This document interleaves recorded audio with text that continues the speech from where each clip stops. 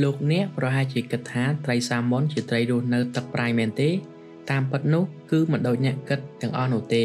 វាចាប់ផ្ដើមបង្កកំណើតនៅក្នុងទន្លេឬក៏នៅក្នុងទឹកសាប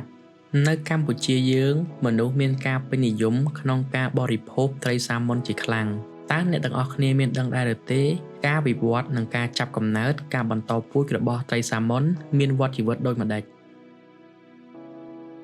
ការវិវត្តរបស់ត្រីសាម៉ុនត្រីសាម៉ុនមានវដ្តជីវិតដ៏ពិសេសនិងស្មុគស្មាញយ៉ាងខ្លាំងដែលរួមមានដំណាក់កាលចម្បងដោយខាងក្រោមវដ្តជីវិតរបស់ត្រីសាម៉ុនចាប់ផ្ដើមនៅក្នុងទឹកសាប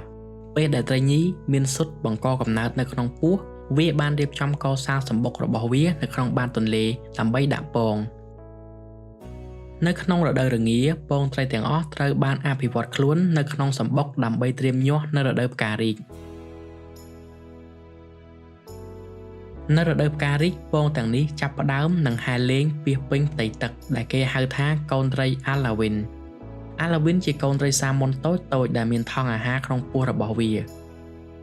ពួកវារស់នៅក្បែរសម្បុករបស់វាហើយផឹកទឹកដែលផ្ទុកនៅក្នុងថង់ពោះរបស់ពួកវានោះជាអាហារដោយមិនចាំបាច់ត្រូវការរកអាហារពីខាងក្រៅនោះទេបន្ទាប់ពីទទួលអាហារពេញលេញពីក្នុងថង់អាហារការលូតលាស់គ្រប់គ្រាន់ហើយកូនត្រីទាំងនោះនឹងចេញពីសម្បុករបស់វានៅដំណាក់កាលនេះពួកវាចាប់ផ្ដើមរកអាហារខាងក្រៅនិងរស់នៅដាច់ដោយឡែកពីសម្បុករបស់ពួកវាហើយគេហៅដំណាក់កាលនេះថាដំណាក់កាលកូនត្រីឬក៏ហៅភាសាអង់គ្លេសថា fry ក្រោយពី2ទៅ3ខែកូនត្រី fry នឹងលូតលាស់ទៅជាត្រីដែលមានជាមួយនឹងឆ្នូតប៉ារ៉ាបញ្ឈរលើដងខ្លួននិងចំណុចសម្រាប់ខ្លែងបន្លំរបស់វាដែលជួយឲ្យលាក់ខ្លួនពីសត្វផ្សេងដែលស៊ីកូនត្រីជាអាហារដែលគេហៅកាត់ថាដំណាក់កាលផាពួកវាចិញ្ចឹមខ្លួនដោយស៊ីសត្វល្អិតតូចៗក្នុងទឹកនិងបន្តលូតលាស់ដោយប្រើរយៈពេល1ឆ្នាំទៅ3ឆ្នាំនៅពេលដែលផាបានកើតឡើងចន្លោះពី10ទៅ25សង់ទីម៉ែត្រនៃប្រវែងរាងកាយរបស់វាបានឆ្លងកាត់សម្របខ្លួននឹងសរីរាង្គជាមួយទឹកប្រៃដែលគេហៅកាត់ដំណាក់កាលនេះថាជាដំណាក់កាល small វាជាដំណាក់កាលដ៏សំខាន់មួយក្នុងវដ្តជីវិតរបស់ពួកវាក្នុងការដែលពួកវាសម្របខ្លួនទៅនឹងកម្រិតជាតិប្រៃហួសនៃមហាសមុទ្រ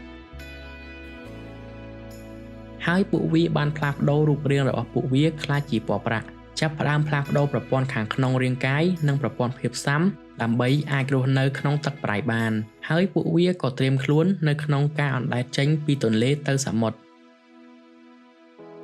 នៅក្នុងសមុទ្រត្រីសាម៉ុនចំណាយពេលរយៈប្រហែល2ទៅ3ឆ្នាំដើម្បីលូតលាស់និងបង្កើនសមត្ថភាពបន្តពូជហើយប្រមូលសារជាតិចិញ្ចឹមជាច្រើនសម្រាប់ការវិលត្រឡប់ទៅរស់នៅតំបន់ទឹកសាបវិញគេហៅដំណាក់កាលនេះថាសាម៉ុនពេញវ័យ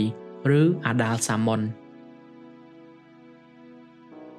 ក្រោយចំណាយពេលនៅសមុទ្រអស់រយៈពេលយ៉ាងយូរត្រីសាម៉ុននឹងត្រឡប់ទៅប្រភពទឹកសាបឬទន្លេដែលជាប្រភពកំណើតរបស់ពួកវាវិញ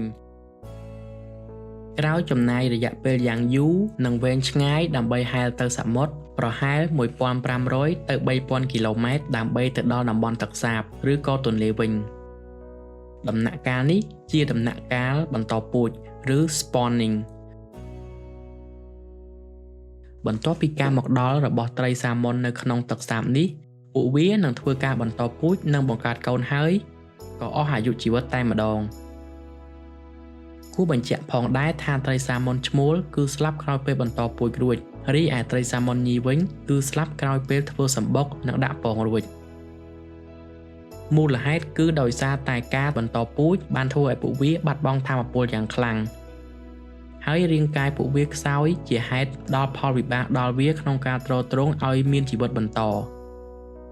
មានតែសាម៉ុនចន្លោះពី5ទៅ10% ប៉ុណ្ណោះដែលអាចរស់នៅមានជីវិតហើយពួកវាក៏បន្តហែលចូលក្នុងសមុទ្រវិញបន្ទាប់ពីបន្តពូជឬពងរួចហើយពួកវានឹងត្រឡប់មកទឹកសាបវិញដើម្បីបន្តពូជម្ដងទៀតជាលើកទី2ស្ដាប់មើលទៅជីវិតរបស់ត្រីសាម៉ុនពិតជាមានការតស៊ូខ្លាំងណាស់ ព្រោះតែជាកាតព្វកិច្ចនិងគោលដៅជីវិតរបស់ពួកវាដែលធ្វើឲ្យពួកវាមិនរារែកនៅការធ្វើដំណើរចុះឡើងរាប់ពាន់គីឡូម៉ែត្រក្នុងការបន្តពូជដែលធ្វើឲ្យវាមានតម្លៃថ្លៃរហូតដល់បច្ចុប្បន្នដែលសាច់របស់វានៅលើទីផ្សារមាន1គីឡូរហូតដល់ទៅ$20ឯណោះហើយសម្រាប់មនុស្សដែលមានជីវភាពទូទៅហោចណាស់រយៈពេល2ទៅ3ខែទើបមានសមត្ថភាពហូបសាច់របស់វាបើសិនជាយើងបរិភោគវាក្រោយពេលដែលយើងបើកប្រាក់ខែជារៀងរាល់ខែប្រកាសណាស់នៅចុងខែយើងប្រកាសជាដាច់បាយ